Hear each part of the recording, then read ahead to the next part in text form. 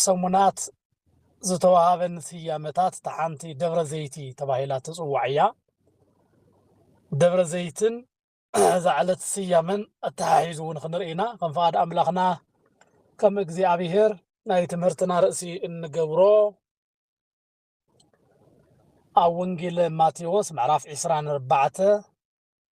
ካብ ፍቕዲ 3 ጀሚሩ ዘሎ ቃል እዩ እዚ መዓዝ እዩ ዝኸውን ናይ ምምጻእኻን ናይ ዓለም መወዳእታን ምልክቱኸ እንታይ እዩ እስኪ ንገረና ኢሎም ሓተትዎ ብዝብል እዩ ክኸውን እግዚአብሔር አምላኽ ንኹላትና ካብ በዓሉ በረከት ክንካፈል ካብ ቃሉ እውን ህይወትና ዝኸውን ቃል ንኽንመሃር አምላከ ቅዱሳን እግዚአብሔር ፈቃዱ ይኹነልና በዚ ናይ እግዚአብሔር ኃይለ ቃል መልዕሊ ገይርና ናይ ሎማዓንቲ በዓል ብዝተመልኸተ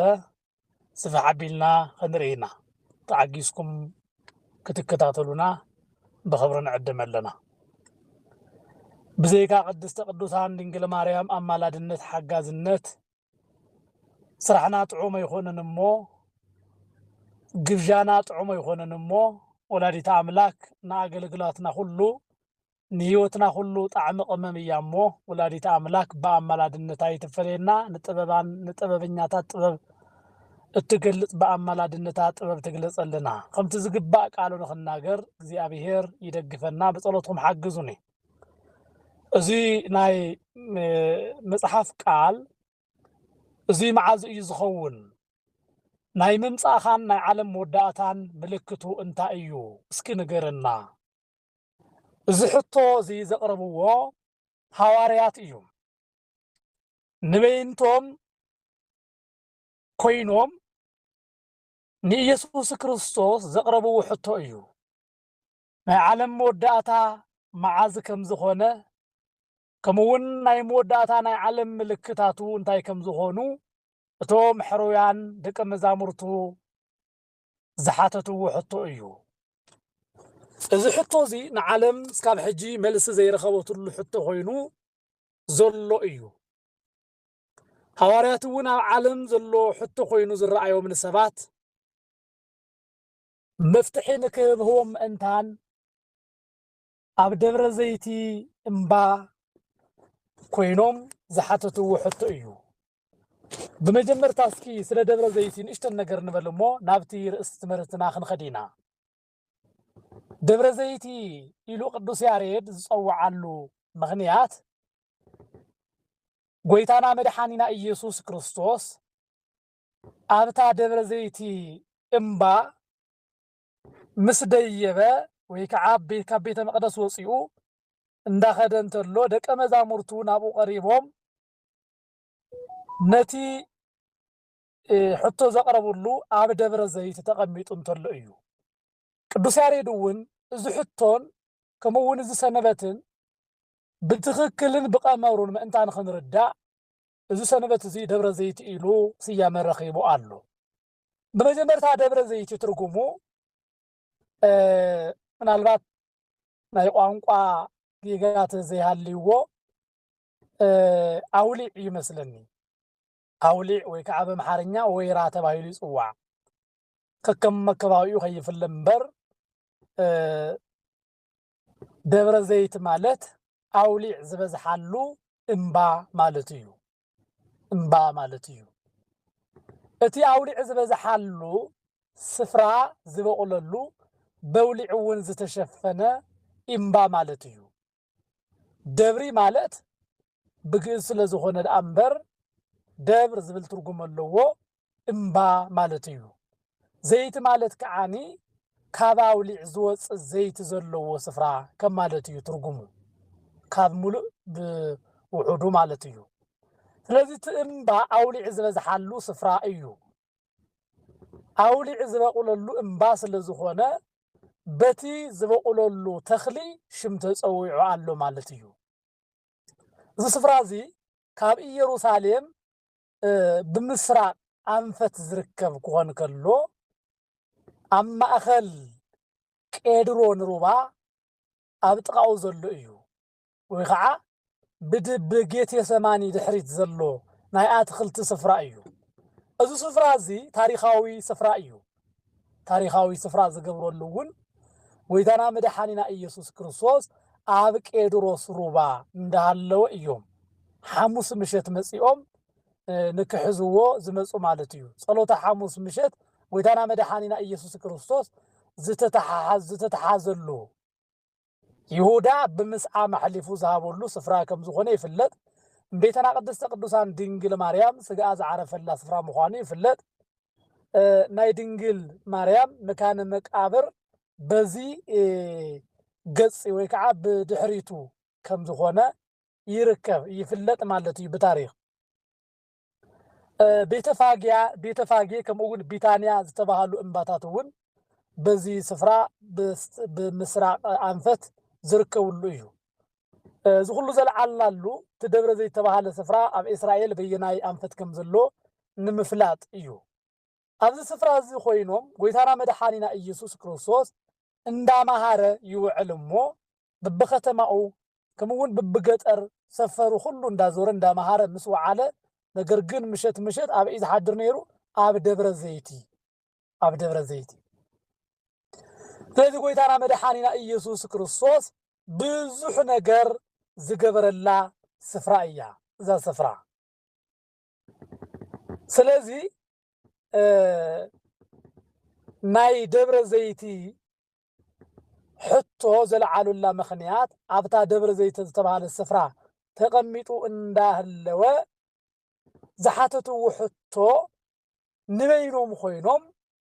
ناي عالم وداتا ناي عالم فزامة عالم قدم مفزامون ملكتاتو خنقروم جن زحاتو وحطو علو زكال زي ونجيل ماتيوس خمز خبل زجيبو لنا علو إيسوس كبيت مقدس وصيئو إنا خد انتولو كبيت مقدس دك أمزامرتو ناو قريبوم هنسا بيت مقدس هنسا بيت مقدس أرأيو نتي وقف زخرة بيت مقدس زوج زي بيت مقدس يروساليم 46 عامتات زود هنسا كم زخونة زنقر اللقيو بتعمي نويح إيو بسنة هنسا أون زدنقن زقرمن إيو إذا بيت مقدس هنسا عند أرأيو زخلو ترئيو دو اللهم بلوم نتبيت مقدس مسار أيوه نسوخ عاني نتزرع أيوه مليسو كم زرع يوم ينقرنا امني قابل علي امني انتي فرسا خمزي ترف بحكي ولكم هاللخو بلو امني قابل علي امني سابز صرحو كله حلافن طفاءن كم زخونه عالمن ابعاز تسرحو ابعاز تقبرو نقرات كله كم زحلفو ينقروم عبد دبر زيت تقميط انتلو دقه مزامرتو نبيناتهم نابو قرب إلهم زي معاز يزخون سلت زبلهم نجار كله جميرهم عب عالم زلو فصامه عب عالم ككناون زغبو نجارات كله كحتو خلو نرئي علونا زحتو زنتا ايو نيرو عالم اسكاب حجي ملس زي رقبوتو حتو زي معاز يزخون نا عالم حلفت ناي بيت مقدسو مفراس ناي ذا عالم مطفع ناي سماي كم شمعة ناي مقلاطو قداي برانا مدري كم برانا ناي متقلالا وداي زي كله حتو خوينو عالم مودات املكتو انتاي يلوم خنقروم حاتيتم بويو يسوس خاع خمز بلو زهونه سبك يسحتكم تتنققو خبر جميرولو زي ناي عالم ملكتو عالم نموداتا جاف ختبصح خلا عالم زغاطما تغوانفو يز نغروم زلو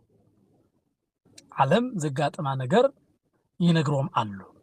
بمجمرتا زبلوم ታዩ ማንም ከየስሕተኩም ዝኾነ ሰብ ከየስሕተኩም ተጠንቀቁ እግዚአብሔር አምላክ ካብ ስሕተት ዓለም ሁሉ ይሐልውና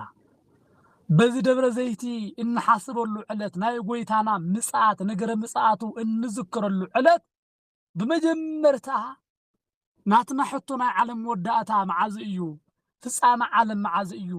መዓዝ ኢና ካብዛ ዓለም እንፍለይ ኢልና ንባዕልትና ዋላ ሓሳብ እንተጀመርና ስለዚ ኩሉ ነገር ስለዘይተርፍ ነገር ክንነግረኩም ከለና ብመጀመርታ ሰብ ንገዛእ ርእሱ ክሕሉ ከም ዝግብኦ ይነግረና ኣሎ ናይ ምጽአት ናይ ዓለም መወዳእታ ንምቕራባ ዘዘኻኽሩና ነገራት ግን ከም ዝኽብል ይገልጸልና ኣሎ ኣነ ክርስቶስ እየ እንዳበሉ ብዙሓት ብስመይ ክመጹ እዮም ንብዙሓት እውን ከስሕቱ እዮም ይብል ብስም መን እዮም ዝመጹ ብስም ኢየሱስ ብዙሓት ክመጹ እዮም ኣነ ክርስቶስ እየ ኣነ ኢየሱስ እየ ኣነ ናይ ኢየሱስ እየ ኣነ ናይ ክርስቶስ እየ ብዝብል መንገዲ ጥፍኣት ከም ዝመጽኡ ይሕብረና ኣሎ እዚ ናይ ዓለም መወዳእታ ምልክታ ከም ዝኾነ ነጊርዎ ዝሓተትዎ ሕቶ እዚ እዩ ነይሩ ናይ ዓለም መወዳእታ ናይ ዓለም መፈጸምታ ከመይ እዩ እንታይ ክኸውን ከለኹ እዩ ዓለም ንፍጻመኣ ዝንርኤላ ወይ ከዓ ዓለም መወዳእታኣ ንፈልጠላ ብኸመይ መንገዲ እዩ ክብሉ ንዝሓተትዎ ሕቶ ብመጀመርታ ዝነገሮም እንታይ እዩ ነይሩ ብምስላ ዝነገሮም ሓሰተኛ ክርስቶሳት ክመጹ እዮም ልቢ በሉ ኢኹም ኣብዚ ዓለም እዚኣ ከሎና ናይ ዓለም ምጥፋኣ ማንም ክፈልጥ ኣይኽእልን እንታይ ማለት እዩ ዓለም ክትጠፍእ ተላ ብህይወት ደው ኢሉ ዝተርፍ የለን እዩ ኣሎ ድዩ እሞ ናይ ዓለም ዋላ ሕዚ ብቅጽበት ዋላ እንተጠፍአትስ ዓለም ንምጥፋኣ ከመይ ጌርና ክንፈልጥ ንኽእል ምክንያቱ ንሕና እውን ካብታ ዓለም ስለ ዝኾንና ዓለም ክትሓልፍ ከላ ብዘይካ ዓለም ክንነብር ንኽእል ኢና ኣብዚ ዓለም እዚኣ ነበርቲ ስለ ዝኾንና ዓለም ክትሓልፍ ከላ ንምፍላጥ የለናል ማለት እዩ ብኻልእ ኣባህላ ስለዚ ዓለም ጽባሕ ይኹን ሎሚ ይኹን ድሕሪ ዝተወሰነ ሰዓት ይኹን ንምሕላፋ መረዳእታ የብልኹምን ግን ዓለም ክትሓልፍ እያ ዝተባሃለ ሓሳብ ሓዙ ኢኹም ነገር ግን ናይ ዓለም ሕልፈት እትርድአሉን እትግንዘብሉን ምልክት ግን ይበኩም ኣለኹ ይብለና ብመጀመርታ ቀዳማይ ምልክት ዝሃቦም ሓሰተኛታት ክርስቶሳት ክመጹ እዮም ብመጀመርታ ዝተናገሩ እዚ እዩ እዚ ኸዓኒ ኣብ ዓለምና ብብዙሕ መንገዲ ተፈጺሙ እዩ ብዝተፈላለየ መንገዲ ብዙሓት ሓሰተኛታት ክርስቶስ ሓሰተኛታት ማርያም ሓሰተኛታት ኤልያስ ሓሰተኛታት ሄኖክ ኣብዚ ዓለም እዚኣ ብስፍሓት ተራእዮም እዮም ይረአይ ደሎ ሎሚ ብዘመንና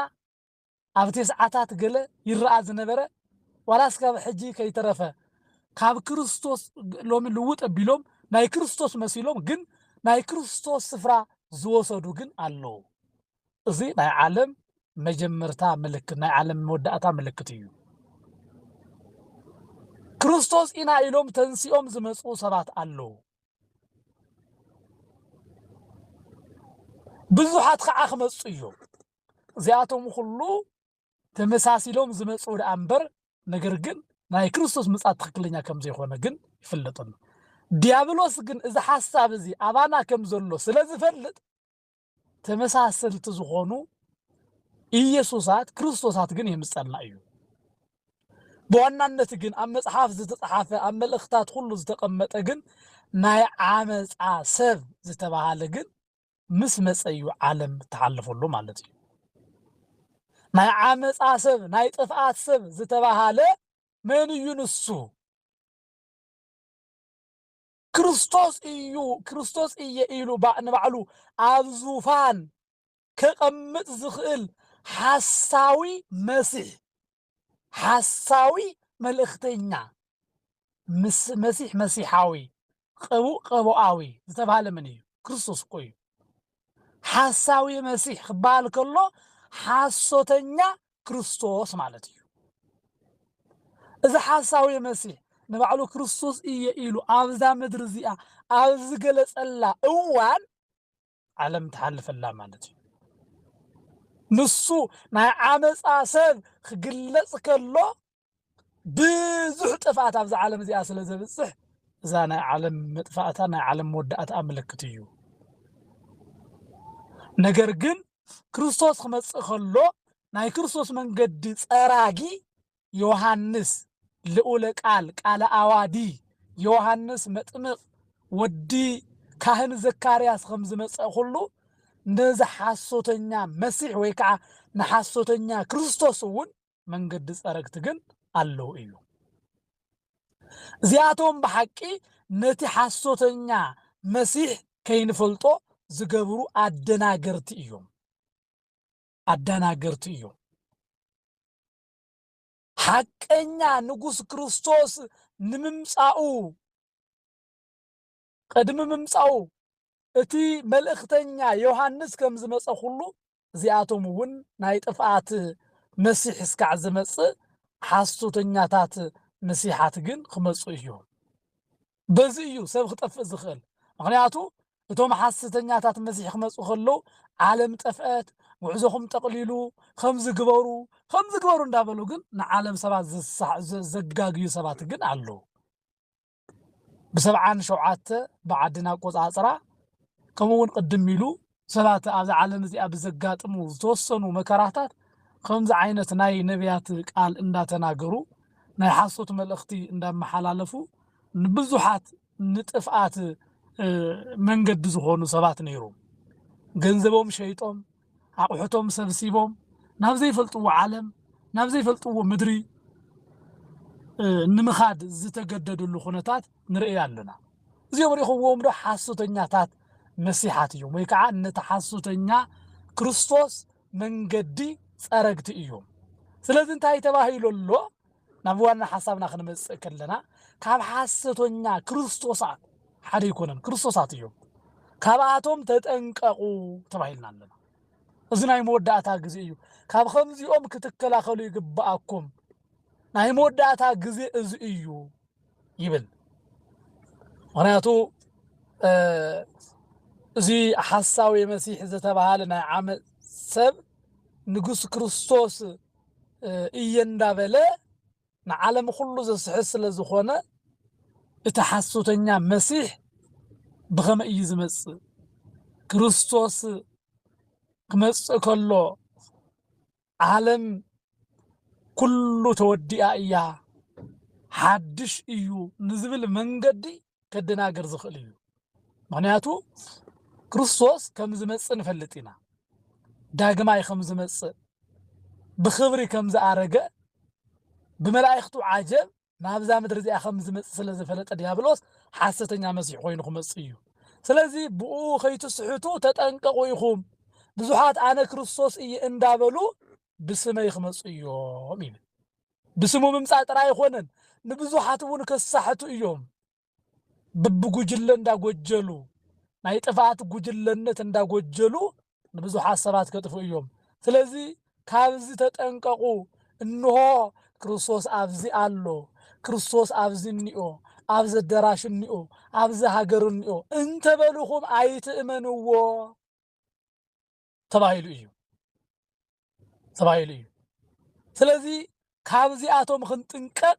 እንመሃረሉ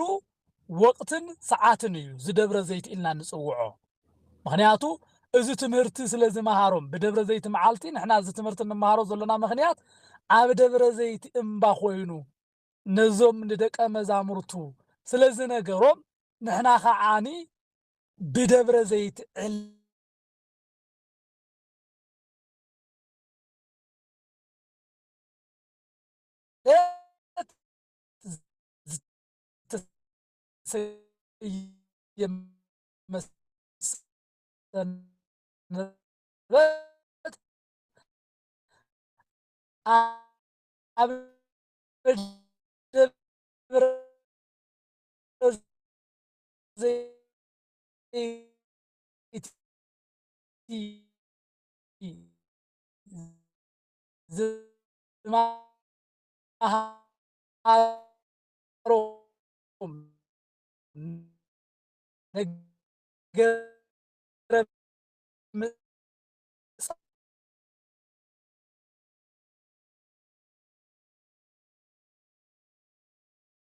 እሺ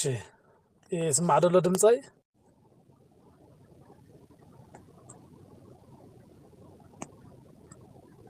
ويسمع لكم ربنا شغريتها نيتورك وصلنا سلازي ብዙሓት ናይ ክርስቶስ ኢና እንዳበሉ ደቀ መዛሙርቲ ከም ክርስቶስ ቅርጺ ወይ ከዓ ክርስቶስ ኣብዛ ምድሪ እዚኣ ይኽተሎ ዝነበረ መንገዲ እንዳተጠቐሙ ኣብዛ ዓለም እዚኣ ዝመጽኡ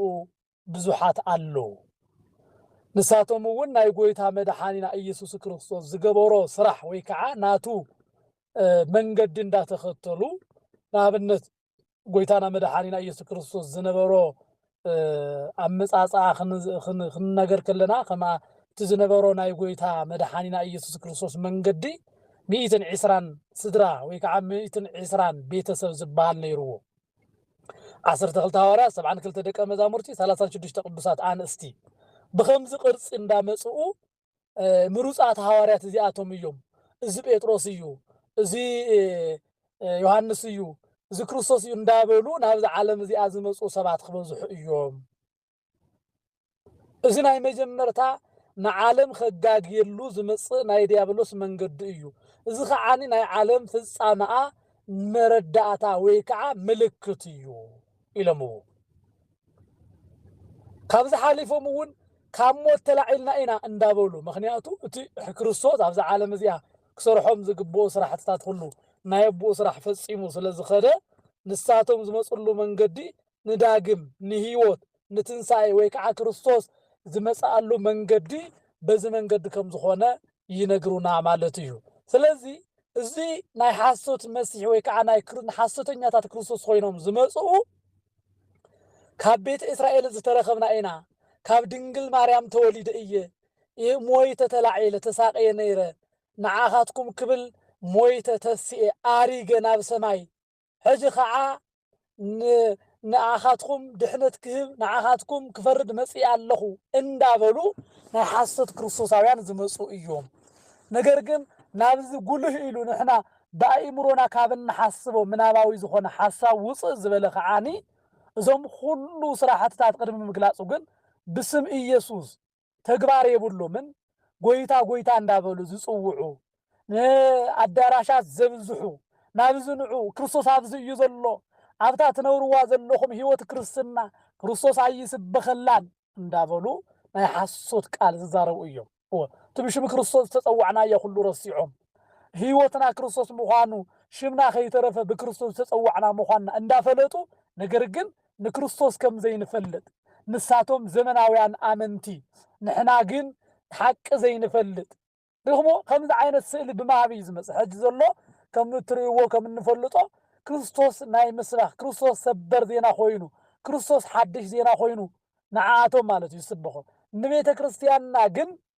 መዓዝ እያ ንክርስቶስ ሰቢኻቶ ገና ብመጀመርታት ሒዛ ንክርስቶስ ሰበኸት ቤተ ክርስቲያን ብክርስቶስ ክርስቲያን ዝተባሃልና ንዓና ክርስቶስ ኣብ ዘሎ ኣብ ዝኒኦ ኣብ ዝመጽእኖ ብኸምዚ ዝበለ ብኸምዚ ቅቡእ ብኸምዚ ነብይ ብኸምዚ ሃዋርያ ተባሂልና ክንስበኽ ኣይግባአናን እዚ ግን ነቲ ሕጂ ንብሎ ዘለና ንሓሳዊ መሲሕ መእተዊ እዩ እዞም ብስም ክርስቶስ እንዳጸውዑ ነገር ግን ክርስቶሳዊ ህይወት ዘይብሎም ንክርስቶስ ንቅዱሳን ዘይሰግዱ ነቶም ናታቶም መምህራን ኢሎም ጽውዕዎም ግን የጋሮም ዝልሕሱ በቲ ዝኸፍአ በቲ ዝረስሐ ጫማኦም ዝርገጹ ኣብ ልዕሊኦም ዝረማመዶም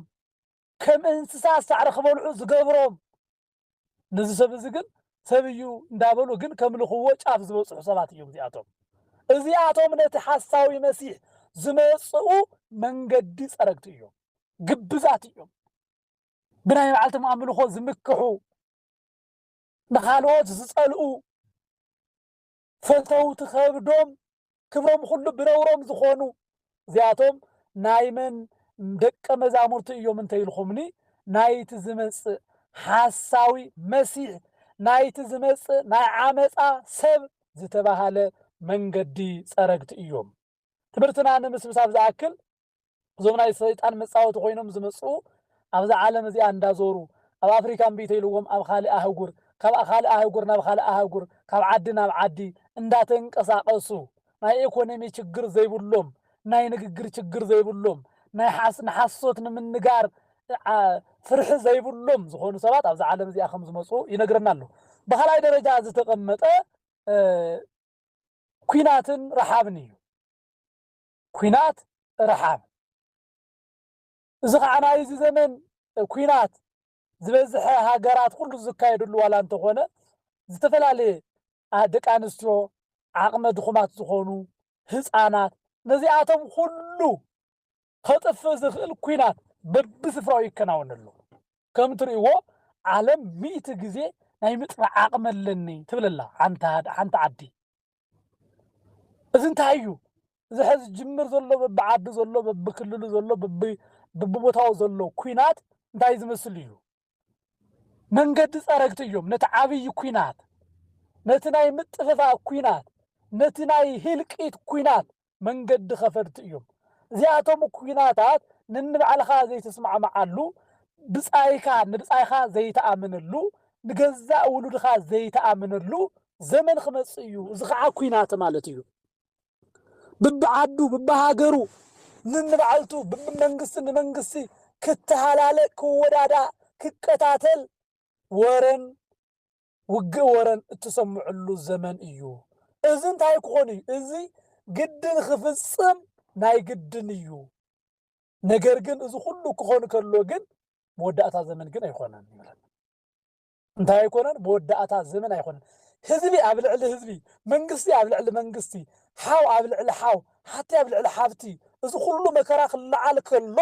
እዚ ግን ናይ መወዳእታ ዘመን ኣይኮነን ነገር ግን መጀመርታ እዩ ይብለና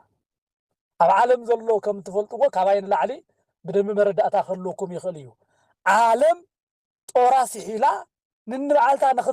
ንኽትጠፋፋእ እትገብሮ ዘላ ስልሒት ከም ትፈልጥዎ እዩ ዓለም ቅድምድም እየን ዘለዋ ተሓንቲ ነቲ ሓንቲ ቀዲማ ናይ ምጥፋዕ ሓይላን ዓቐማን ንኽትሃንፅ እትገብሮ ዘላ ጉያ ከም ዝፍለጥ እዩ ብትምክሕቲ ነቲ እግዚኣብሔር ዝፈጠሮ ፍጥረት ሓንቲ መዓልትን ሓንቲ ሰዓትን ከጽንሐካ ኣይኽእልን ኣነ ተዘይፈቂደ ብሂወት ክትነብር ኣይትኽእልን ኣነ ዝመገብ ኩልኻ ኣነ ዝዓቀን ኩልኻ ምግቢ ኢኻ ትበልዕ ትሰቲ ዝብል እዩ ዘሎ ዓለም እዚ ናይቲ ናይ መወዳእታ ዋዜማ እዩ ድሮ እዩ ናይ ጥፍኣት ድሮ እዩ እምበር ነቲ ዓለም መወዳእታ መረኣያ ኣይኮነን ነገር ግን መጨረሻኡ መወዳእታኡ ከም ዘይኮነ ይነግረና እቲ ረሓብ እውን ከም ዝፍለጥ ኣብ ዓለምና ዘሎ ረሓብ ኣብ መላእ ዓለም ኣሎ ኣብ መላእ ዓለም ኣሎ ግን እቲ ረሓብ ናይዚ ዓለም እዚኣ በረከት ብምስኣን ድዩ ክበሃል ከሎ ግን ኣይኮነን ከም ዝፍለጥ እተን ዓበይ ዓድታት ዝበሃላ ነተን ኣብ ምምዕባል ዝርከባ ሃገራት ዳይኑ ዝገብርአን ሓደ መሬትን እኽሊ ከየበቁል ብዝተፈላለየ ኬሚካል እታ ምድሪ እኽሊ ከይተበቁል ይገብርአ ንባዕልቶም ከዓኒ ብዝተፈላለየ ንመሬት ከበቁል ዝኽእል ብምግባር ወይ ከዓ ልሙዕ ብምግባር ናይ ባዕልቶም እኽሊ ይኽዝኑ እሞ እቲ እኽሊ እንኳ እንተተሪፉ ኤክስፓየር ዴት ገይሩ ኣሎ ኢሎም ኣብ ባሕርታትን ኣብ ቀላያትን ኣብ ውቅያኖሳትን እዮም ዘፍስዎ ካብ ዝገርመኩም በዓል ኣሜሪካ በዓልትን ስልጡራት ዓዲ በብዓመቱ ዝደፍእዎ ስርናይ ከምኡ ዝተፈላለዩ እኽልታት ዝተፈላለዩ ጥረምረታት ተኸዚኑ ንሰብ ዝግባእ እኽሊ ነገር ግን ናበይ ይደፍእዎ ናብ ዝተፈላለዩ ውቅያኖሳት እዮም ዝደፍእዎ እዚ ቁፅሩ ንምግላጽ ሙሉእ ሓበሬታ ስለ ዘይብለይ ነገር ግን ተተመራሚርኩምዎ እዚ ኣብ ዓለም ዝገበር ጋዳዊ ዝኾነ ስራሕ እዩ በዚ ምኽንያት እተን ሓያላት ዝተባሃላ ሃገራት ንባዕለን ብምኽዛን ኣብ መላእ ዓለም ግን ኩናትን ረሓብን ንክስፋሕፋሕ እየን ዝግበራ እዚ ናይ ዓለም ምጥፋእ ናይ ዓለም መወዳእታ እንታይ እዩ ምልክት እዩ ሰብ ሰራሕ ዝኾነ መከራ ሰብ ሰራሕ ዝኾነ ጥሜት በርኮ ናይ ዓለም በረከት ኣይኮነን ንዓና ንኻልእ እውን መኾነት ነይራ ናይ ምድሪ በረከት እኮ ብጣዕሚ ብዙሕ እዩ ኣይኮነን ን10 ቢልዮን ዘይንመልእ ሰባት ንክንደይ ካብኡ ንላዕሊ እውን ክትመገብ ትኽእል እያ ምድሪ ምናልባት ናብ 10 ቢልዮን ተፀጋጊዑ ይኾን ተባሂሉ ይግመት ናይ ዓለም ሰብ ነገር ግን ኣይኮነን ነዚኣቶም ናይ እግዚአብሔር በረከት እኮ ታንሽተነ በረከት እግዚአብሔር እንታይ እዩ ዝገበረ ብሓሙሽተ ዓሳን ብክልተ እንጀራን ክንደይ ህዝቢ ዝመገበ ንሓሙሽተ ሽሕን ካብኡ ንላዕልን ደቂ ተባዕትዮን ደቂ ኣንስትዮን ህፃናትን ከይተቆፀሩ ደቂ ተባዕትዮ ጥራይ 5,000 ተመጊቦም 12 ማኣዲ ዝተለዓለሉ ናይ መን በረከት እዩ ናይ እግዚአብሔር በረከት እዚ ናይ እግዚአብሔር በረከት ሁሉ ኣብ ምድሪ እግዚአብሔር በበረከት ንኸይሰርሕ ንእግዚአብሔር ብምቕያም ኣብ ምድሪ ጥሜት ኣብ ልዕሊ ጥሜት ጭካነ ዝተመልኦ ሰብ ፀማእኹን ጠመኹን እንዳበለ ብካሜራ ደቂኖም ሞቱ ዝተሓላለዉ ሰባት ሞቱ ዝተሓላለዉ ሰባት እዮም ዘለዉ ስለዚ እዚ ኣብዚ ዓለም እዚኣ ናይ መወዳእታ ዘመን ምልክት ረሓብን መከራን ክበዝሕ እዩ ተባሂሉ ተነጊሩላ ኣሎ ማለት እዩ ረሓብን መከራን ክበዝሕ እዩ ኢሉ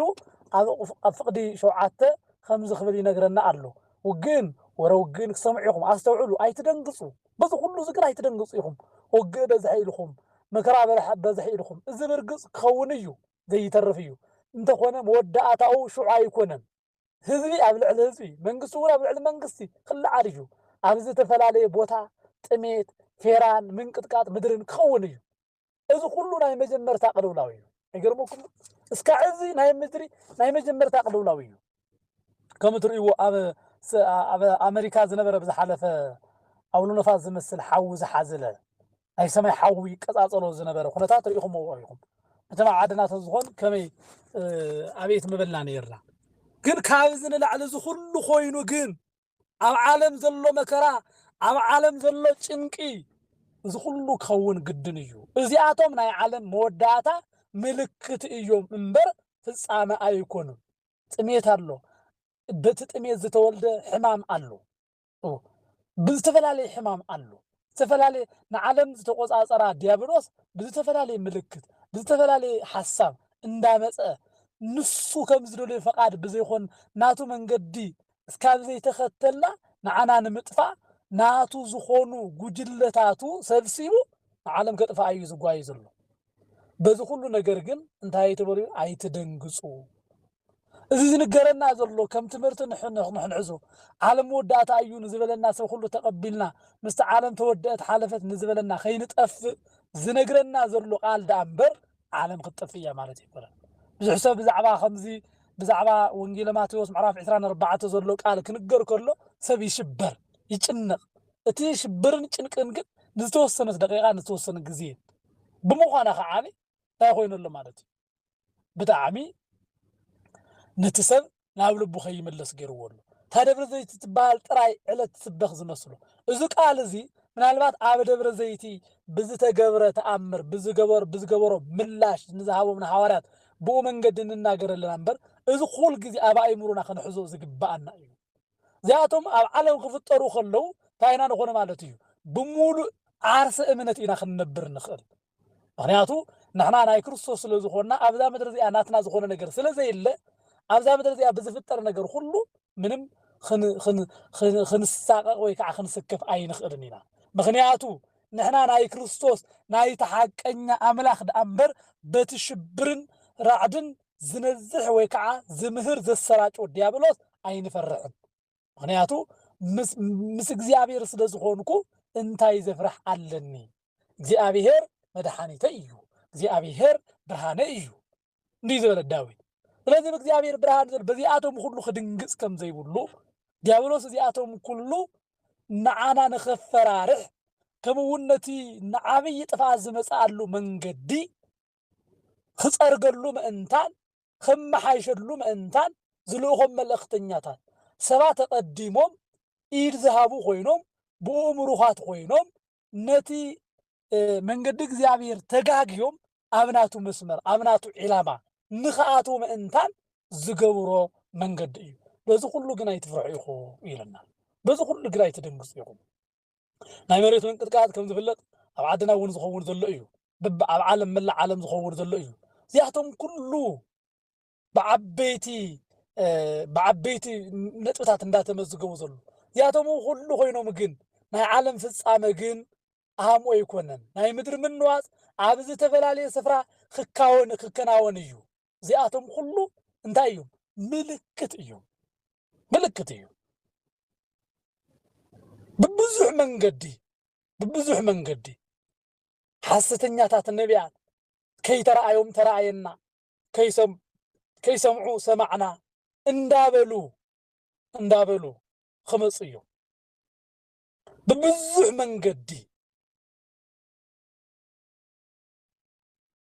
من قدي نزع عالم زيا بحاسوت من قدي كابز مسؤول حاسوتنيا نبياتات نابز عالم زي كله خطق له إلياس تصويرو زلو إلياس مسيه كبهره هياوان مسيه الله اندابلو ناي حاسوت نغغر زناغرو نو دما نعو تختيلو من كخدو زغورو زعصبات الله وابز ابز عدون زلكو بزح كله نبحتاويان تختيلوم زخدو تخلاتات زخونو حاستنياتات بحتاويان حاسوتنياتات اطمقتي حاسوتنياتات نبيات زوزحلو يو بزحات له اب بحلفي اب هاجرنا زلو بطعم غدي وشتو سلازي ترايد امبر كندي سب خمس طف زلو نيليا زي فلطسب بمجمرتا إلياس انتاي مخانو كمي خمس ارغه كمي ناب اغزيابير كمز خده زي فلط ات إلياس زبال نيرو خمس يلو تاريخه يحزو كن نا إلياس منقد خده له يلو نمز حسبا زطفا الله زحزي اب عدنا زلو خمفاشن خوينو እንዳኸደ ንሰባት የጥፋሉ ዘሎ ዲያብሎስ እዩ ዝሁሉ መንገድታት ተጠቂሙ ዲያብሎስ ግን ናይ ዓለም ጥፋት ፍጥነታ ናይ ዓለም መንገዲ ጥፋታ ግን የጓያ አሎ ዝሁሉ ነገር ምስ ነገሮም አሞዳታ ዝነገሮም ሓደ ነገር ነልዕል ንሱ እንታይ ዝበሎም አሞዳታ ካብ ሁሉ ፍቅር ክትጠፍ እያ ኢሉ ዋና ተዘሕዝን ጉዳይ ናይ ዓለም መፈጸም ታውን ከመይ ከም ዝኾነ ዘርእየና ዓለም ኣብ ዓለም ዘሎ ሎሚ ፍቅሪ የለ ፍቅሪ በገንዘብ ተለዊጣ አላ ፍቅሪ በሐሶት ተለዊጣ አላ ፍቅሪ በብዙሕ መንገዲ ተመሐላሊፋ ተዋሂባ አላ በዚያቶም ኣብ ልዕሊ ዝዘርዘርናዮም ነገር ሁሉ ሰባት በሕልፊ ህዝበ ክርስቲያን በክርስቶስ ዝኣመኑ ነትናይ ሐሶተኛ መንገዲ نتنا حساوي مسيح من قد بزي مقبالهم نمكرا تمحلاليفهم خوهاوي من تاي نمكرا بذ كله من قد نمروصاتن እግዚአብሔር አገልገልትን ዝኾኑን ከይተረፈ መሪጾና ብዙ ሕማም ከእቶና ብዙ ጥባት ከእቶም ዝጻረ ዲያብሎስ ነገር ግን ነቶም ተመሪጾም ዝተረፉ ከዓኒ በትእዋን እቲ ንመከራ حليفهم خبخم قتلهم ون እዮም ስለሰመይ ከዓ በሁሉም አህዛብ ጽሉአት ክትኾኑ ኢኹም ሽዑብ ብዙሓት እምነቶም በመخحድ ንስንሳቶም አحليفهم ክዋሃውን ክጻልኡን እዩ ብዙሓት ሓሰውት ነቢያት ክልዓሉ ብዙሓት ውን ከስሕትዎም እዮም ብሰንኪ በዝሕ ኽፋት ከዓ ካብ ብዙሓት ሰባት ፍቅሪ ክትንክ እያ እታ ክሳዕ መወዳእታ ዝዕገስ ገና ንሱ ክድሕን እዩ ከመይ ዓይነት ትዕግስ እዩ ኣብ መወዳእታ ብትዕግስ ዝጸንዐ ማለት በዚ ኣብ ልዕሊ ዝተዘርዘሩ ነገራት ሁሉ ዘይተሰዓረ በዞም ናይ ምጽአት ክርስቶስ ምስላ ዝኾኑ ነገራት ሁሉ ዝተነግረ ዘይተጋገ ህይወቱ በመንገድ እግዚአብሔር ዝመርሐ እዚ ጥፋት እዚ አባይ ክሰርሕ የብሉን ኢሉ እምብለይ ዝበለ እስከ መወዳእታ ዝጸንዐ ንመከራ መሐላሊፎም እንተሃብዎ ኣብ ጥቃው ዘሎ ብጾቱን ከይተረፉ ተመሐላሊፉ ንኽውሃብ ክፈርድዎ ከሎ በዚ ሁሉ ተጸሊኡን በዚ ሁሉ ተዓሚጹን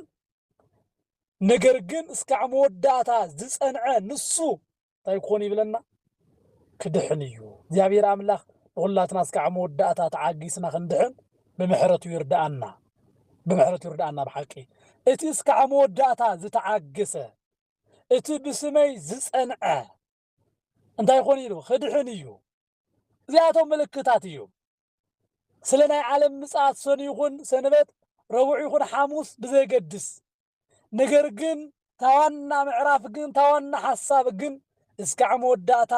ዝተዓገሰ ንሱ ክድሕን እዩ ተባሂሉ አሎ እግዚአብሔር አምላክ በሁሉ ነገር ተዓጊስና በነገራት ሁሉ ሐሳብና ንእግዚአብሔር ገይርና ናይ ምድሓን መንገዲ ናይ ምድሓን ህይወት ኣብ ህይወትና ክግለጽ እግዚአብሔር ኣምላኽ ይርዳአና ይሓግዘና እስካዕ መወዳእታ ዝተዓገሰ በዞም ኣብ ላዕሊ ዝተዘርዘሩ መከራታት ሁሉ ከይፈርሐ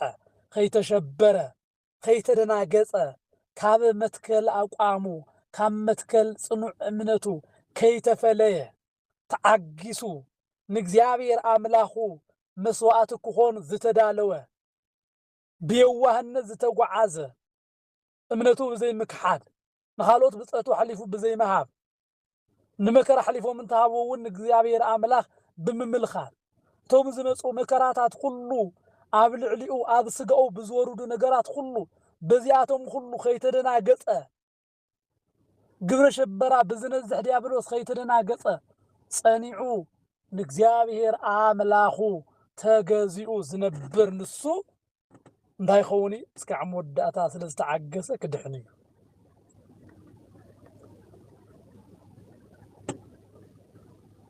እዚ ኣምላኽና ክርስቶስ ንሐዋርያት ዝነገሮም እዩ ድሓር መወዳእታ ዝበሎም ግን ንኩሎም ኣህዛብ ምስክር ምእንቲ ክኸውን እዚ ወንጌል መንግስቲ እዙይ ኣብ ሙሉእ ዓለም ክስበኽ እዩ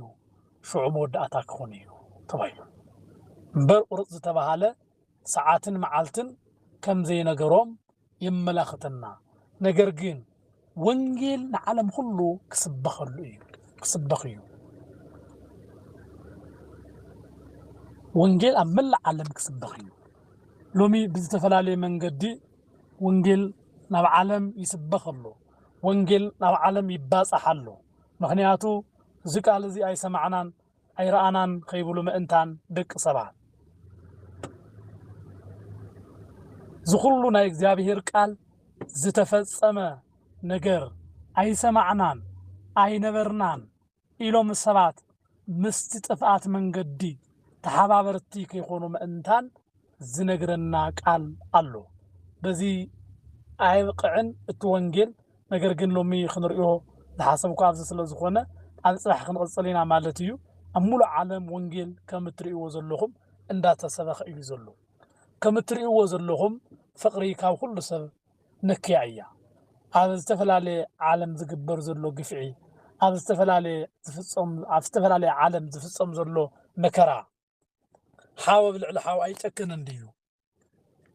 ሓፍቲ ኣብ ልዕሊ ሓፍቲ ኣይጨከነትን ድያ ውግእ ወረ ውግእ በብመዓልቱ ዶ ኣይንሰምዕን ኢና ዘለና እዚ ኩሉ ኣብ ህይወትና ዝፍጸም ዘሎ ዶ ይኮነን ጥሜትን መከራን ኣብ ህይወትና እንዳተፈጸመ ዘሎ ዶ ይኮነን ካብ ብዙሓት ሰባት ፍቅሪ ዶ ይነክየትን ምስ መጻምርቶም ሓቢሮም ዝሞቱ እንከይተረፉ ንሞት ዝዳላለየሉ ዝኾነሉ ዘመን ፍቅሪ ምንካይ ዝዶ ይኮነን ንገዛእ ሓፍቶምን ንገዛእ ሓወሙን እንዳቀጥቀጡ ገንዘብ ንምርካብ ኢሎም ቪድዮ ሰሪሖም ንሕዋቶም ዘስታቅዩ ዘለዉ ካብዚ ንላዕሊ ካብ ሰባት ፍቅሪ ምንካይ እንታይ ኣሎ ብዙሓት ሓሰውቲ ነቢያት ዝተለዓለሉ ዘመንስ ካብዚ ዘመን ዝለዓለ ኣበይ ኣሎ ብዙሓት ከዓ ከስሕቱ ከም ዝተባሃለ ብዙሓት ብዘይፈልጥዎ መንገዲ ብዘይፈልጥዎ ኢየሱስ ናብ ዓለም ጥፍኣት ዝኸዱ ዘለዉ ብኣሽሓት ደረጃ ዝቁፀሩ ኣብያተ ጣዖታት ክብለኩም ተኸፊቶም ኣለዉ ሎሚ ቅድሚ 2000 ዓመተ ምህረት ዝነበሩ ናይ መናፍቃን ኣዳራሻት እንኳ ብጣዕሚ ውስናት እዮም ሎሚ ብኣሽሓት ዝቁፀሩ ቸርችታት ተኸፊቶም ኣለዉ እዞም ቸርችታት ዝተኸፈትሉ ብሓሰውቲ መምህራን ናብኡ ሰብኡ ስለ ዝጎረፈኮ እዩ እምበር ካልእ ድንኡ ኮይኑ ስለዚ ከዓ እንታይ ተባሂሎም ኣለዉ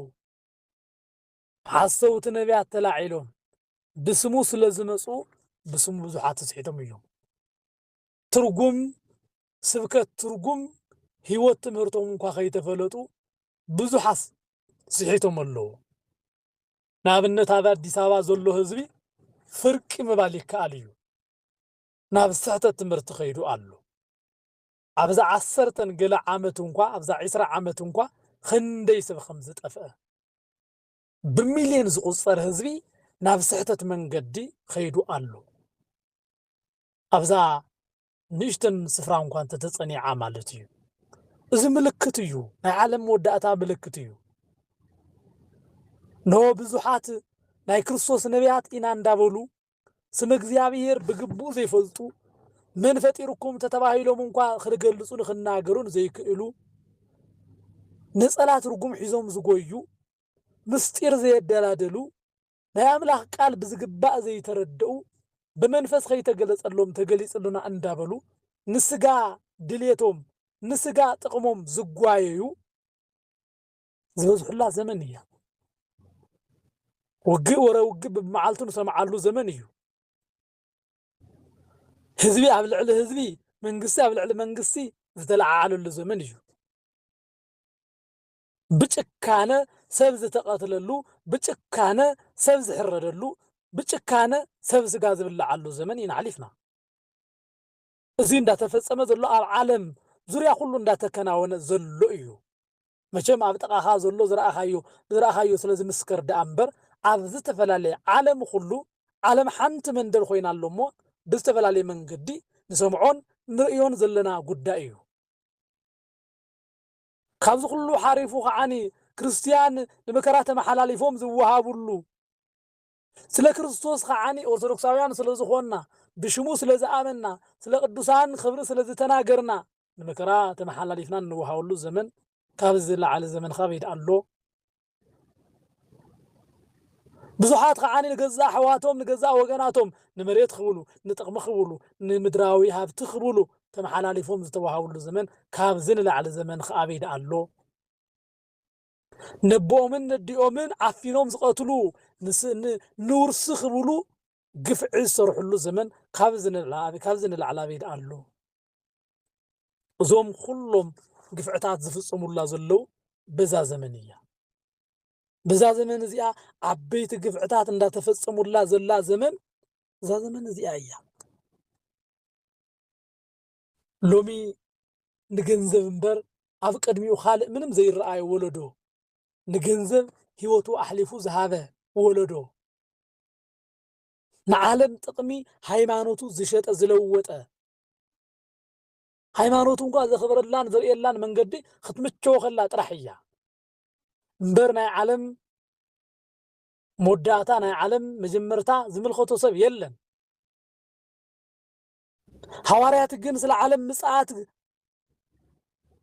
ስለ ዓለም ሕልፈት ክሓቱ ከለው መጀንበተ ሽዑ ከም ዘይከናወን ዝፈልጡ ሐዋርያት ነገር ግን ንዓና መረዳእታ ክኾነና ምእንታን ካብ ጭንቂ ወፂና ብዕረፍቲ ክንነብር ምእንታን ነጊሮምና ነይሮም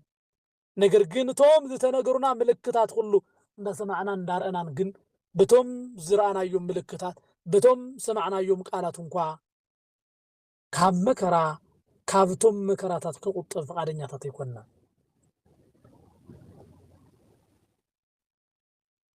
ኣብዚ ይኮነን ምድርና ኣብዚ ይኮነን ህይወትና ኣብዚ ይኮነን ሃገርና እንዳበልና ነገር ግን ምድር ነፋቅቲ ኮይነና ኣለና ንዓለም ደለይቲ ኮይነና ኣለና እዚ ኩሉ ኣብ ህይወትና ዝፍጸም ዘሎ ብሽም ክርስቶስ ክንስደድ ስራሕ ዘሎ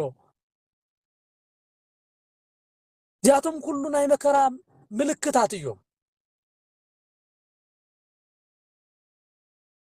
ብዝተፈላለየ መንገዲ ንዓለም መሲሉና ዋላ እንተወፃና ነገር ግን ኣብ ዓድና ከምቲ ዝድለ ኮይና ከይንነብር ዝተገብረ ሽርሕ እዩ እምበር እኮ ከነኣንስ እምኒ ዝበዝሓ እያ ድሓር እቶም ብተስፋ ዝተነግሮም እስራኤላውያን ናብታ ከነኣን ስፍራ ከይዶም እዚኣስ መዓረን ፀባን ተፈልቕ ኢልኩም ትፅውዕዋ ከመይ እዚኣ ከነኣን እምኒ ዝበዝሓ ዓድስ ከመይ መዓረን ፀባን ተውፅኢላ እያ ትብልዋ ኣለኹም ኢሎም እምኑ ትቆቁሑ ክትወቅዖ ከለኻ ማይ ዝፈልቀላ እያ ናይ ኣቦታት ርስቲ እውን እያ ብስጋ ዓይኒ ንዝረኣያ ጥቅሚ የብላን ግን ንዓድና ንምድርና ካብኣ ናብ ዘይሐሸ ዓድታት ከይድና ተበቲንና بهايمانوتنا حافيرنا خنبر شب كريستوس انداك حدنا خنبر زقبر ذلو شرح قد ناي مودات الزمن حدا ملكتيو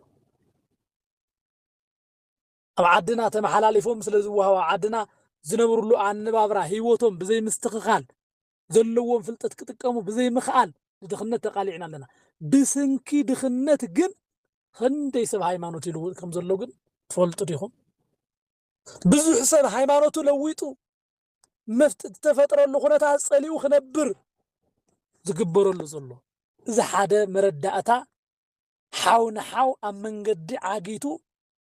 خندز ميلن خندز شحته يمصيخا كحرد كان قتل كان ايان دبله بچكان زقتللو فقر كابسو كله زتوسدتلو مخنيات زي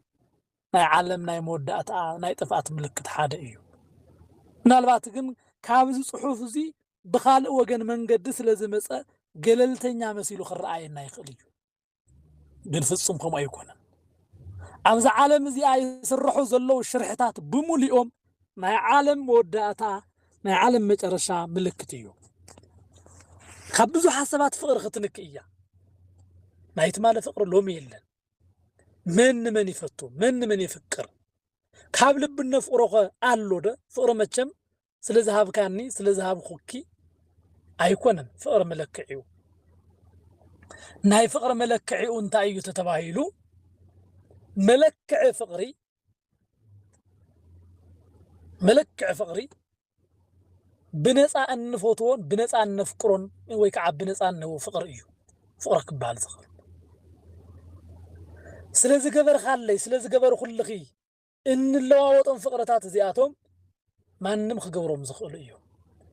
ነገር ግን ነቲ ሰብ ከም ሰብነቱ ክንድግፎን ክንሕግዞን ዘይኸኣልና ኣሎ ከም ሰብ መጠን ክንረዳዳእ ዘይኸኣልና ኣሎ ከም ክርስቲያን መጠን ክንተጋገፍን ክንተሓዛዝን ዘይኸኣልና ኣሎ መንገዲ ግን እዚ ዝተነገረ ትንቢት ብዙሓት ሰባት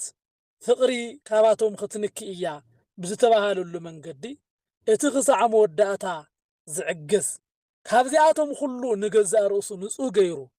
ካብዚኣቶም ሁሉ ንገዛእ ርእሱ ፍሉይ ገይሩ ዝሕሉ ሰብ ግን ንሱ ብመድሓኒት ክርስቶስ ክኽለል እዩ ካብ መከራ ካብ ሲኦል ካብ ገሃነም ካብ ዘለዓለማዊ ሞት ካብ ዘለዓለማዊ ግዝኣት ዲያብሎስ ክድሕን እዩ حواريات كحطوا خلوا زياتهم كله خفصموا يوم دا يوم زياتهم أما جمرتا مأتونا خمس بلنا يو ناي ممساخا ناي عالم موداتا ملكتات يوم زياتهم كافتهم ملكتات زياتهم مالت يوم قالو زسك حكا مكرا كالي نجر خمس فصم اتي زفصم له الزمن ان كي ترفا سفيح سلازخوانا ايو زغمطوه نشعو زلو مكراخ نقرنا كله قليل يكون نتنسات ويلأن نمطبو تهصانات ويلأن انها دملو سفرا انكا زنسئنلو سفرا اي زخون ابي يوحنس راي ريخمو انت خوينكم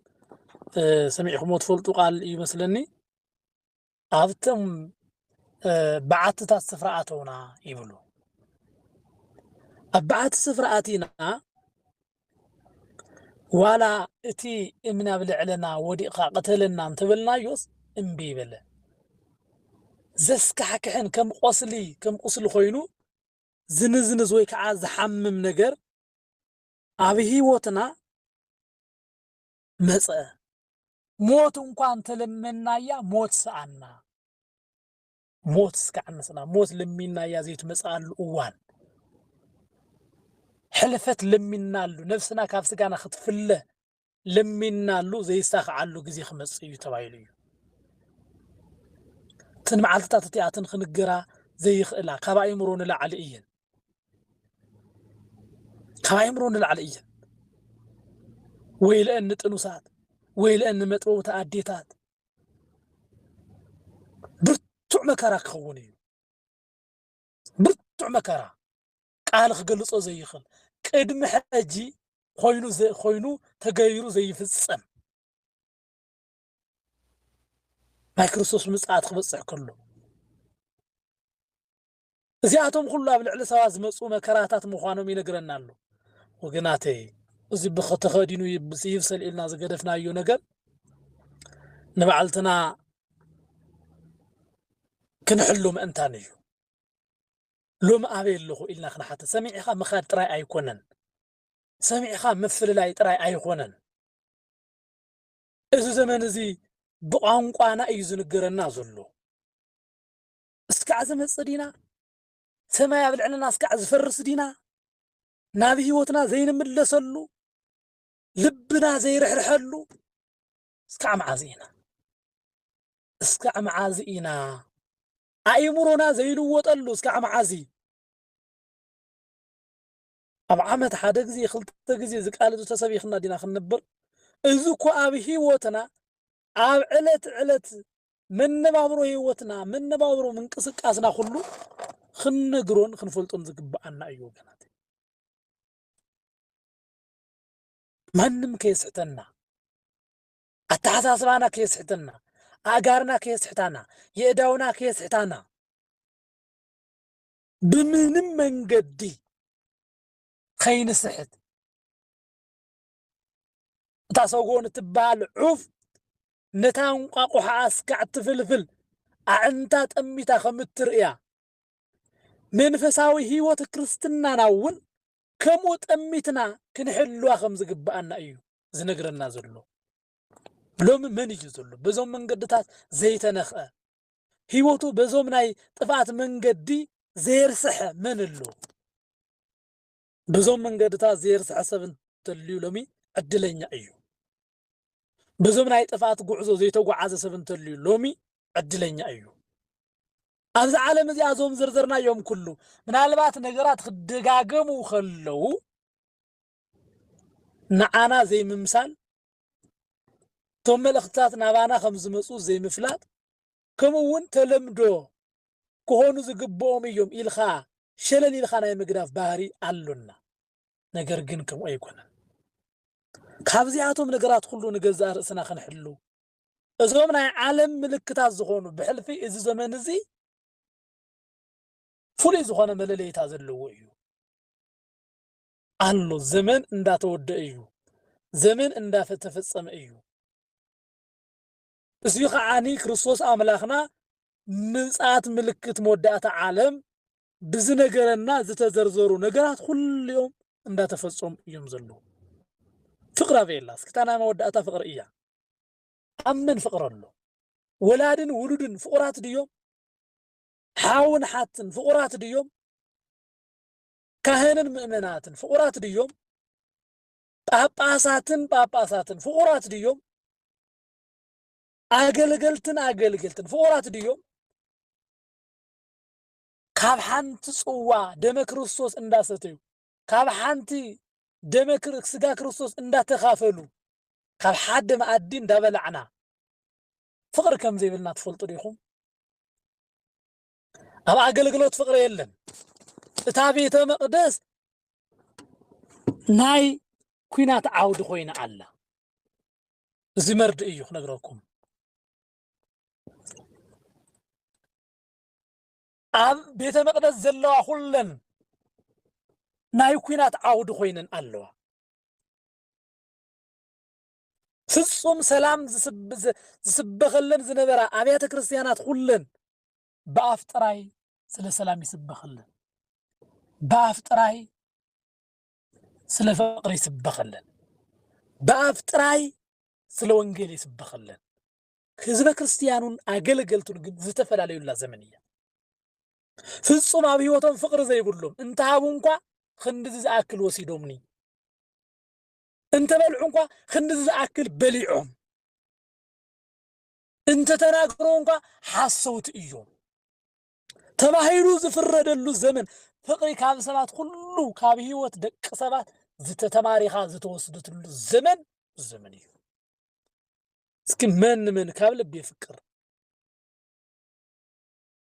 ሓሶት ዘይወሲ ኩሉ ሓደ ሰብ ኣብዛ ዓለም እዚኣ ብሙሉእ ፍቅሪ የለን ናይ ኣቦታትና ፍቅሪ እንታይ እዩ ነይሩ እስካዕ ሞት ዝኽፈል ፍቅሪ እዩ ነይሩ ሎሚ ኣብታ ናይ ፍቅሪ ወንጌል ትስበኸላ ቤተ እምነትና እንከይተረፈት አገልግሎቱ በባእስ እዩ እግዚአብሔር እኮ ምንም ይሆናል ቅዳሴን እግዚአብሔር ፍቅር ተዘይብሉ ትርጉም ኣለዎ ደ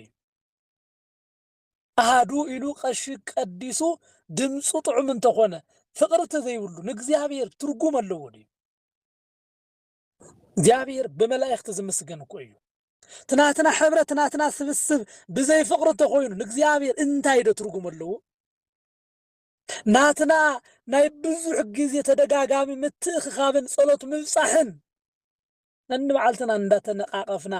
ነንበዓልትና እንዳተሓማሚና እንተኾይኑ እግዚአብሔር እንታይ ደ ትርጉም ኣለዎ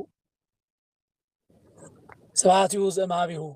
ወዳሲሁም ዚአሁ ዝተባሃለ መላእክቲ ቅድሚ ምፍጣሮም ሰባት ደግሞ ቅድሚ ምፍጣሮም ዓለም ቅድሚ ምፍጣራ ምስጋና ካብ ገዛ ርእሱ ንገዛ ርእሱ ዝነበረ አምላኽ እዩ ናትና ምስጋና ንዕኡ ምንም ይኮነን ብዘይካ ፍቅሪ እንገብሮም ዘለና አገልግሎታት ሁሉ እግዚአብሔር ኢምንት እዮም እሞ ለሚ ኣብ አገልግሎትና ፍቅር ኣሎ ዶ ብሳን ፍቅሪ ሰባት ካብ ክንደይ ጉባኤ ተፈልዮም እዚ ናይ መወዳእታ ዘመን መለለይ እዩ ሓሊፉ ተሪፉ ሰብ ንሰብ ንኸፍቅር እንኳ ዘይምችወሉ ግዜ ዕሾኽ ኮይኑ ክንፈትዎ እንኳ ዘይምቹ ኮይኑ ንኽንጸልኦ ግን ምቹ ነቐፌታ ክንዘውፀሉ ግን ኣፍና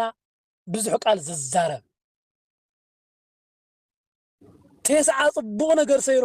ሰሪሑ ወይ ከዓ ፈጺሙ በታ 10% ግን ሰብ ዝጽልእ ኣሉ እዚ ኩሉ ዘርእየና እንታይ እዩ ሚዛን ጽልኢ ኣብ ህይወትና ከም ዝደፍአት ዘርእየሉ ሰዓትን ዘመንን እዩ ወገናተይ ናይ መወዳእታ ዘመን ንምዃኑ ኣብ መወዳእታ ቃል ተጻሓፈትና ፍቅሪ ካብ ኩሉ ሰብ ነክያ ኣላ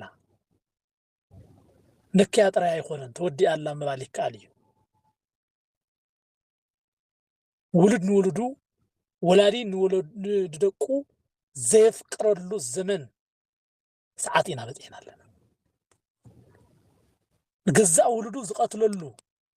بمدحانيت أما هسأن نكلو زورو دلو ساعات كابزن العلابي دلو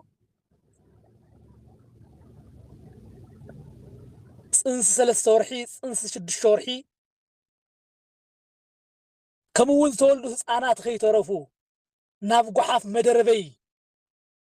كم ترى نقر زدربي اللو ولاديت نايولد فقر زسانت اللو الزمن كابزن العلابي دلو عين عندها رأيت ولدا قراري صوب زدربي مدحانيت ويت أتقتلوا له الزمن صراحة እግዚአብሔር ኣብ ህይወታ ከይሰርሕ ምስ እግዚአብሔር እትከራኸረ ሉ ዘመን ምስ እግዚአብሔር ትተሓናነቕሉ ዘመን ካብ ዝንላዕሊ ዝኸፍአ ካብ ዝንላዕሊ ናይ ሰብ ፍቅሪ ዝጎደሉ ዘመን ኣበይ ደሎ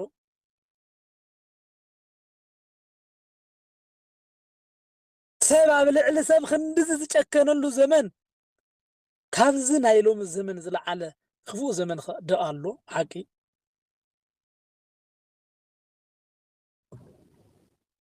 فرعون أبدك سبات برتعو فرعون أبدك سبات تشكينو أبناء خالو السبات أبناء خالو وجن لو مجن عدبو لدا تشكنلو بمدحاني تتوردلو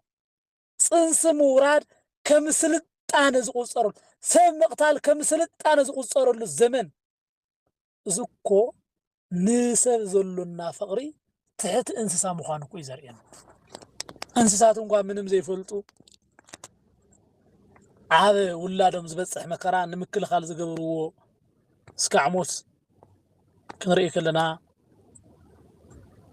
ገርም እዩ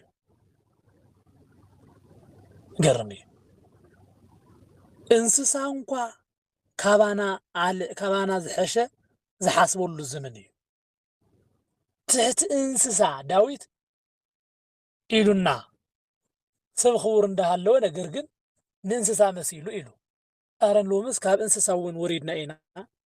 ካብ እንስሳት ውን ትሒትና ኢና እግዚአብሔር አምላኽ ፍቅረና ይመልሰልና እግዚአብሔር አምላኽ እቲ ዝጎደለ ፍቅረና ይምላአልና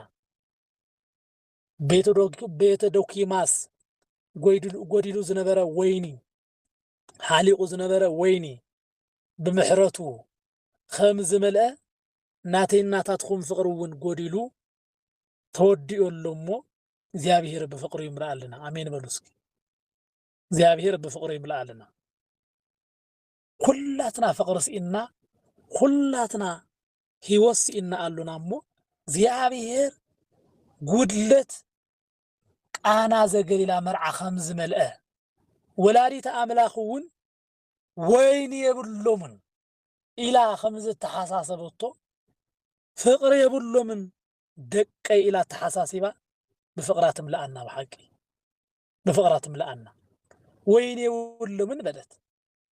نصوخ عيني قدلتهم مليو لمون ولادي تعملك رهرهت إيامو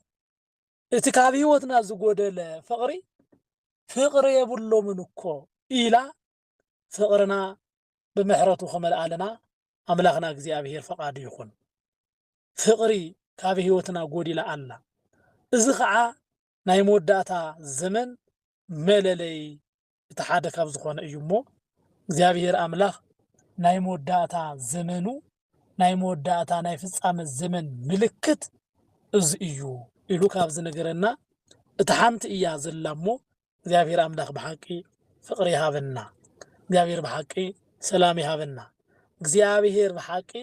እምነት ጎዲሉና ኣሎ እሞ እምነት ይወስኸልና حواريات እምነት ኣብ ዝጎደሎም እዋን እምነት ወስኸልና ኢሎም ከም ዝለመኑ ንዓይን ንዓኻትኩም እውን እምነት የድልየና ኣሎ እምነት ማለት እቲ ዝነገር ቃል ናይ ምእማን ዓቕሚ ናይ መጽሓፍ ቅዱስ ቃል ትንቢት ዝፍጸመሉ ነገር ናይ ምርአይ ብርሃን ዓይኒ እቲ ዝነገር ዘሎ ቃል ናይ ምስማዕ እምነት አሚን ኻውን በቲ ቃል ናይ ምንባር ክእለት ዚያቶም እውን እዩ እምነት ዝተባሃሉ ሐዋርያት ጎዲልዎም ዝነበሩ አምላኽ ዝናገሮም ነገራት ሁሉ ናይ ምእማን ዓቕመ ሲኢኖም ስለ ዝነበሩ በዚያቶም ሁሉ ክንአምንን በዚያቶም ሁሉ ብቃሉ ጸኒዕና ንቃሉ መንገዲ ምሩሓት ኮይንና ክንነብር ምእንታን እግዚአብሔር እምነት ይወስኸልና እግዚአብሔር ፍቅሪ ይሃበና እግዚአብሔር ሰላም ይሃበና ስጋዊ አዕንትና ምርአይ አብይውን ኣሎ ስጋዊ አዛና ምስማዕ አብይውን ኣሎ ደጋዊ አእምሮና ምሕሳብ አብይው ኣሎ እግዚአብሔር ግን ውሽጣዊ አእምሮና ይሐድሰልና እግዚአብሔር ግን ውሽጣዊ አዕንትና ይብርሃልና እግዚአብሔር ግን ውሽጣዊ አዛና ይኽፈተልና አዕንቱ ንቃሉ ጥራይ ክርእያ አእዛና ቃሉ ጥራይ ክሰምዓ እግዚአብሔር አምላኽ ይፍቀደልና በሐቂ ናይ ዲያብሎስ እሱራት ናይ ዲያብሎስ ባሮት ካብ ምዃን እግዚአብሔር አምላኽ ይሰውረና እዚ ዘመን እዚ ጭንቅ እዩ መቼም ንጥኑሳት መጥበውት ህፃናት ክበሃል ከሎ ግድን ክተጠቡ ግድን ክጠንስ ኣለዋ ማለት ይኮነን ኣብ ፅንስ ዘሎ መከራ እዩ ዝገልጸልና ዘሎ ኣብ ፅንስ ዘሎ ኣብ ግዜ ሕርሲ ዘሎ መከራ ብዘይካ ወለዲ ማንም ክገልጾ አይክእልን ዝበጽሓ መከራ መን ይናገር ዝነበረ መን ይርድእ ዝቀበረ ስለ ዝኾነ ካብ ወላዲት ንላዕሊ ዝገልጾ የለን እቲ መከራ በቲ ዘመን እዚ ሰባት ካብ ከምዚ ዓይነት መከራ ከኣትዉ እዮም ዝብል ዳ እምበር ግድን ንጥንስቲ ኣይኮነን ሎማ መንገዲ ኮይኖም ዝቕበልዎ ዘሎ መከራን ስቃይን ናይዚ ምልክት መግለጺ ሓደ እዩ እሞ እግዚአብሔር አምላኽ ኣብ ደብረ ዘይት ኮይኑ ንሐዋርያት ምልክት ምጽአት ዓለም ዝነገሮም ሎምውን ኣብ መጽሓፍ ሓዲሩ ሎምውን ኣብ መምህራን ሓዲሩ ናይ ዘመን መወዳእታ ቅድሚ ምብጻሑ ህይወትና ክነስተኻኸል ይነግረና ኣሎ መወዳእታ ክብለኩም ዝደሊ ግን ናይ ሰብ መወዳእታ ዘመኑ መዓዝ እዩ ተባሂሉ ሰብ ናብ እግዚአብሔር ኣብ ዝኸደላ ዕለት ነብስን ስጋውን ዝፍለየላ ዕለት መወዳእታ ዘመን እያ ስለዚህ መወዳእታ ዘመን ሎምውን እያ ማለት እዩ ናይቲ ሓደ ሰብ ሞት مودعتا زمن معزي لومي وما أنت تقبروا صباح نخبروا عني زتدالو دحر صباحون كل ببترأو مالتي نس كله حد زموت سب مودعتا زمن معزي مالتي لومي صباح دحر صباح مالتي كما حافشاوي كنريو كلنا عني بزي ملكتات كله مودعتا كريستوس مسيئو نعانا واقع خمزة بنا ዝናገር እዩ እዚ ሰሞኑ እዚ ደብረ ዘይት ተባሂሉ ጽዋዕ ስለ ዝኾነ ክንቀጽለሉ ኢና ማለት እዩ እግዚአብሔር አምላክ ብነገር ሁሉ መስተውዓለ ልቦና ሂቦ ብህይወትና ንሱ ክመርሓና ፈቃድ ይኹን አሜን